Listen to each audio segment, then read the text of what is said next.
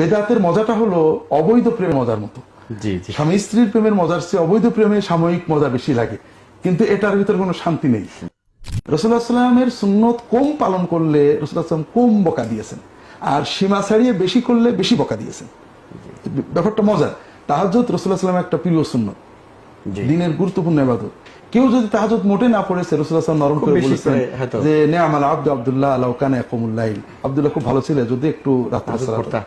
আর যারা বেশি পড়তে চেয়েছে, রাসূলুল্লাহ সাল্লাল্লাহু 3-4 ঘন্টা পড়েছেন, তারা সারা রাত পড়তে চেয়েছে, সারা বছর পড়তে চেয়েছে, তাদেরকে এমন বকা দিয়েছেন, এটা আমার সুন্নতের ব্যতিক্রম, মান রাগিবা আন সুন্নতি ফালাইসা মিন্নি, যে আমার সুন্নতকে কম মনে করলো, ছোট মনে করলো, সে আমার উম্মত না। বেদাতে লিপ্ত হলে সুন্নতটা ছোট মনে হয়। জি সুন্নত মোতাবেক আজান, আল্লাহু আকবারের শুরু, লা ইলাহা ইল্লাল্লাহর শেষ, এটাতে তৃপ্তি হচ্ছে না। আগে কিছু পরে কিছু না দিলে আরো মজার ব্যাপার আছে। রাসূলুল্লাহ সাল্লাল্লাহু আলাইহি ওয়াসাল্লাম দরুদ পড়তে বলেছেন আজানের পরে। আজানের পরে দরুদ পড়লে তৃপ্তি হচ্ছে না, আগে কিছু না হলে। তার মানে আমার ক্ষুধাটা সুন্নতের ভিতরে নেই, আমার মনটা সুন্নতে তৃপ্ত হচ্ছে না, সুন্নতটা আমার কাছে অসম্পূর্ণ, আর এটার নাম হলো সুন্নতকে অবজ্ঞা করা।